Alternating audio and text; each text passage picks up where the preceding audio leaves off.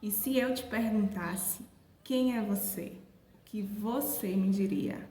Se você não sabe a resposta ou sente dúvida, esse vídeo é para você. Vem comigo.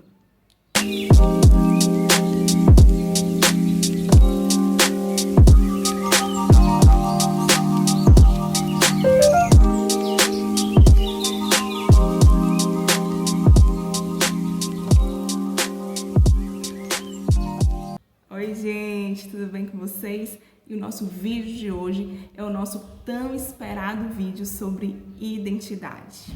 Com certeza, o vídeo mais importante da nossa série. E como o assunto é muito complexo e denso, eu resolvi fazer 2 vídeos, parte 1 e parte 2 sobre esse tema. E no vídeo de hoje eu vou apresentar para vocês um pouquinho da história e também do conceito, o que é, qual é a definição de identidade. Então vamos lá. O termo identidade, ele desperta interesse tanto dos estudiosos da psicologia quanto dos estudiosos da sociologia. E isso porque identidade é um fenômeno que está totalmente relacionado ao homem, assim como ao seu meio, ao seu contexto social, os quais são produtos aí de estudo dos sociólogos e também dos psicólogos. Historicamente, o termo utilizado para significar o que nós hoje entendemos como identidade foi personalidade, a qual privilegiava não só uma perspectiva individualista, assim como uma perspectiva da ciência médica. Ela trazia uma série de princípios, como princípios da normalidade e princípio da estrutura psíquica invariante, o que, na verdade, acabava por classificar as pessoas e categorizá-las. Meu Deus do céu, buguei. Caíssa, o que é isso? Gente, é o seguinte, quando foi criado este termo personalidade, os estudiosos identificaram que tinha muitas pessoas com características, com traços muito parecidos e também que agiam, se comportavam de forma parecida, mas também percebeu que ninguém era igual e havia lá as suas diferenças. Então, eles começaram a gerar categorias de personalidade. Digamos que, na época, eles identificaram que existia 4 tipos de personalidade. Gente, é só um exemplo, tá? Então, digamos que existia a personalidade A, B, C e D. Então, pessoas que tinham características parecidas e comportamentos parecidos ficavam juntas em uma determinada categoria, né? E assim aconteceu que eles criaram esses tipos aí de personalidade, onde ficava um grupo aqui, outro lá, exatamente unido, né, pelos fatores que os identificavam. Só que isso, toda essa esquematização acabou gerando um determinado problema, o qual preocuparam muito, em especial, os psicólogos sociais. Porque vejamos, vou dar um exemplo. Digamos que Joana ia até um psicólogo ou qualquer outro estudioso ou médico para ser consultado. E quando chegava lá, Joana apresentava várias características que a identificavam com o grupo A, ou seja, já que ela tem características parecidas com o grupo A, então Joana teria a personalidade A. Porém, digamos também que ela tenha características que se pareçam com o grupo D. Então, como que iria classificar Joana? Joana realmente teria a personalidade A ou a personalidade B? E digamos que Joana esteja passando por um problema naquele momento. Ela está vivendo talvez uma crise no relacionamento, na sua vida pessoal. E isso acabou afetando um pouco dos comportamentos de Joana. E acabou que esses comportamentos de Joana parecem mais com o do grupo D. Só que veja só esse detalhe. O grupo D, a personalidade B, foi considerada como uma personalidade de pessoas fora da normalidade. Aí digamos que ela tem traços mais parecidos com o grupo A, mas ela tem comportamentos que se parecem mais com o grupo D. Joana é uma mulher completamente normal, mas está passando por um momento difícil. E aí, o que acontecia? Joana acabava sendo enquadrada no grupo D, no grupo da anormalidade, mesmo sendo normal. Mas por conta dela estar passando por um momento de crise, ela tinha alguns comportamentos que se assemelhavam mais com o grupo D. Vocês conseguem entender? Muitas vezes é o que tem acontecido hoje em dia. A gente está tendo esse hábito de categorizar as pessoas. Isso pode ser bom, às vezes, mas isso também pode ocasionar uma série de problemas. Vejamos um exemplo muito atual que tem acontecido muito na clínica. São crianças, sendo crianças normais, que chegam na clínica e a mãe já identifica aquela criança como tendo TDAH. O que seria esse TDAH? De uma forma bem simples, quer dizer que a criança ela tem uma deficiência, né? Tanto na questão da atenção, quanto da questão da hiperatividade. E aí a mãe vem e acusa, né, esse problema, traz essa demanda afirmando que essa criança sofre com TDAH, quando na verdade é uma criança totalmente normal. Às vezes é um pouco mais agitada, sim, mas não quer dizer que porque ela é agitada, ela entra ou se enquadra dentro deste lugar de adoecimento. Entenderam? Então, o que aconteceu nesse período? Os psicólogos sociais ficaram preocupados com essa questão da categorização, porque estavam enquadrando muita gente normal dentro de um quadro de anormalidade. E o que acontecia? Por que essa preocupação? Porque a questão da personalidade via muitos traços de personalidade e o comportamento, mas deixava a desejar quando o assunto era o contexto. Ou seja, o psicólogo veio para criticar a teoria, alegando que era importante não só olhar para esse sujeito, não só para a questão dos seus traços, o ser do sujeito e o fazer, mas também o seu contexto social. A sua história também era importante para a gente conseguir entender esse sujeito. Então foi quando eles decidiram não abortar o termo personalidade. O termo personalidade, seus significados ainda são importantes até os dias de hoje. Porém, agregar algo a mais. Então, eles trouxeram o termo identidade. Então, o termo identidade é um termo que compreende mais o ser humano em tudo que ele é, ou seja, o ser humano psicossocial, que é de fato e que nós somos. Nós não só somos os nossos traços de personalidade, não somos apenas aquilo que fazemos, mas também somos a nossa história, o nosso contexto familiar, o nosso contexto social, o nosso contexto profissional. Então foi a partir daí que foi dada a largada para uma série de outros estudos mais profundos acerca da identidade. Houveram momentos na história de muito interesse sobre a questão da identidade, mas essa questão da valorização do estudo desse tema sempre foi uma variável.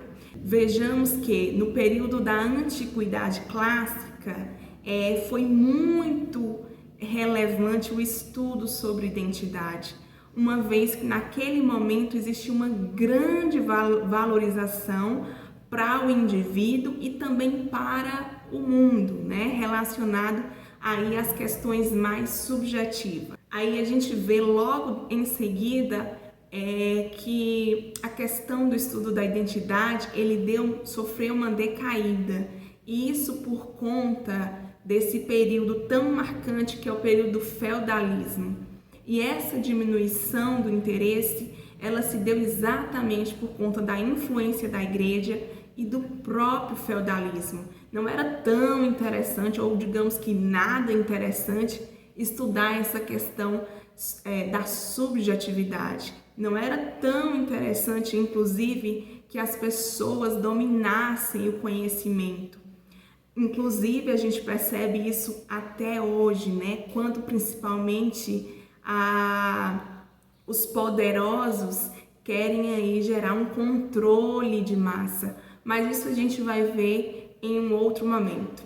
Mas sempre que há essa necessidade de controle, de poder sobre as massas, eles querem de fato abortar, extinguir, né, as possibilidades e os estudos sobre identidade. E aí, gente, nós entramos num outro período, o período do movimento romântico, onde a questão do egocentrismo, da introspecção, da subjetividade ganhou aí o seu apogeu. Acho que foi o período que com certeza se estudou ainda mais, de forma mais profunda, a questão da identidade. Então, por isso foi possível propagar mais facilmente, mais rapidamente esse estudo, né, a toda a sociedade. E foi aí que a psicologia começou a avançar com esse tema, para o qual se compartilha a noção de desenvolvimento marcado por estágios de crescente autonomia. E é por isso que a psicologia entende a identidade em constante movimento e mudança, um produto da socialização e garantida pela individualização. E agora vamos aos conceitos. Eu vou trazer aqui definições de dois estudiosos intelectuais que eu acho de extrema importância quando o assunto é identidade. O primeiro é um psicólogo social chamado Ciampa. Eu acho esse cara fantástico. Ele entendeu a identidade como sendo um produto sócio-histórico. Ou seja, é como se a gente dissesse que a nossa identidade é sim um produto do meio, né? Um produto das nossas relações, das nossas interações, mas também da nossa história, para além da história da nossa família, dos nossos antepassados, né? E também a história de toda uma comunidade, de uma sociedade. E também podemos falar de Karl Marx, ou Marx, esse sociólogo aí fantástico, que analisou a identidade a partir do seu processo de produção. Como é que essa identidade foi produzida? Então a gente consegue já ver uma diferença entre a abordagem de Marx e a abordagem de Ciampa, né? Marx, ele ficou muito mais voltado para o processo de construção da identidade, enquanto que Ciampa olhou mais para esse finalmente, né, para esse produto já formado. Só que nenhum nem outro descartou aí essa possibilidade, né, do ser humano como um ser sócio-histórico, movido pelas suas relações. Relações essas que ajudam a construir a sua identidade. Então, diante de tudo isso, aparece uma dicotomia em que classifica a identidade como sendo pessoal e social, uma identidade qualificada não só pelos atributos pessoais, mas também aqueles atributos que te fazem, né, que faz com que o ser humano seja qualificado e entendido como pertencente de um determinado grupo ou categoria. Vamos às conclusões. Diante de todos esses estudos, de todas essas teorias, nós podemos concluir que a identidade é uma construção dinâmica do eu, que acontece através das relações subjetivas, das comunicações, das trocas, né, das experiências sociais. É um processo ativo, afetivo e cognitivo de representação de si mesmo dentro de um ambiente, sob um sentimento de permanência e continuidade, o que exige também certa estabilidade e coerência, o que muitas vezes acaba sendo interrompido por aquelas tão famosas crises, as crises de identidade, que acontece em grandes momentos de tensão em nossas vidas, seja por conta de um término, de uma perda, de um luto, enfim. Aí é um outro conceito trazido pela concepção essencialista, que, como o nome já diz, eles focam na essência do ser humano, que nada mais é, né, do que uma parte de nós, né, onde é marcada por essa identidade profunda e autêntica, a qual aparece no momento da nossa concepção. É aquilo que nós temos de mais original e verdadeiro dentro de nós. É importante dizer também que a identidade, ela não é uma entidade que rege o comportamento. Ela é o próprio comportamento, a ação, o verbo, e é por isso que ela se constitui por uma multiplicidade de papéis. Vejamos, eu sou Caíssa e a minha identidade, ela foi formada não apenas por conta dos meus traços aí de personalidades, nem só pelas minhas relações ou pelas minhas histórias, né, de vida, de experiência da minha família, mas também ela foi construída a partir dos papéis, das funções que eu ocupo.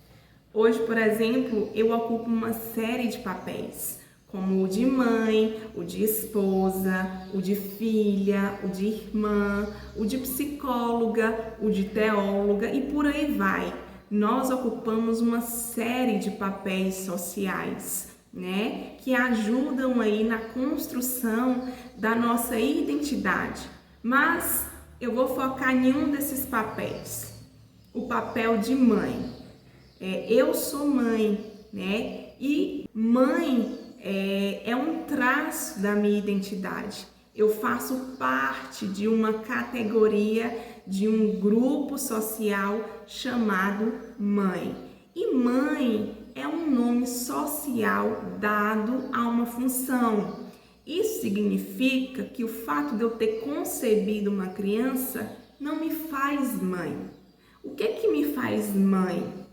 Me faz mãe agir como mãe, cumprir o papel, né, que é exigido socialmente. Então eu cuido dessa criança, eu alimento essa criança, eu dou amor a essa criança, eu dou limites a essa criança. Então tudo isso faz parte desse papel chamado por mãe. E logo, se eu cumpro, né, com este papel, eu acabo também correspondendo a uma função que é social e por isso mãe faz parte da minha identidade. Eu também poderia usar aqui como exemplo uma profissão. Mas o que eu quero dizer com tudo isso? Que você é aquilo que você faz, né? Não basta se nomear como sendo algo, precisa fazer. O ser estar no fazer. Então, mãe é um ser através do fazer. Eu sou mãe quando eu cumpro esse papel. Eu sou psicóloga quando eu cumpro o meu papel de psicóloga. Eu sou teóloga também quando eu cumpro esse papel. Entre outros, né? Que eu poderia estar falando aqui, mas esse vídeo ficaria extenso demais. Mas, gente, em resumo e de uma forma bem simples, né? Depois de tanto falar, depois de tanta teoria, depois de tantos conceitos, o mais importante e o que eu mais quero que você saiba, que você entenda, é que identidade é algo muito complexo. Aqui se refere a um grupo de elementos que consiste em elementos biológicos, psicológicos, traços de personalidade e também papéis sociais. Então, a identidade passa pelo eu sou. Então, quem você é? Você é esse conjunto aí. Esse conjunto que está em formação. Né? Então, você apresenta elementos biológicos, né? Dos quais você pode estar se identificando e sendo também identificado. Aspectos biológicos, esses hereditários, né? O que trata-se das suas características físicas, certo? Também tem aqueles traços psicológicos, né? Que é um resultado aí das suas experiências, das suas relações. Assim também, né, como a questão da personalidade também entra aí, os traços de personalidade. E também quanto aos papéis sociais, quais são as suas funções, o que você faz. Então, tudo isso, né, somado é a identidade, certo? Eu espero que você tenha gostado, eu espero mesmo que você tenha aprendido com o nosso vídeo de hoje. Vamos fazer um segundo vídeo que vai ser continuidade desse, para a gente abordar ainda mais outros aspectos relacionados à identidade. Então, se você gostou, curta, comente, compartilhe, ajuda a gente aí a crescer com esse canal. E se você apresentou aí alguma dúvida depois de toda essa explanação, então deixa aí a sua dúvida que eu vou estar respondendo também. Então é isso, gente. Até a próxima. Beijo. Tchau, tchau.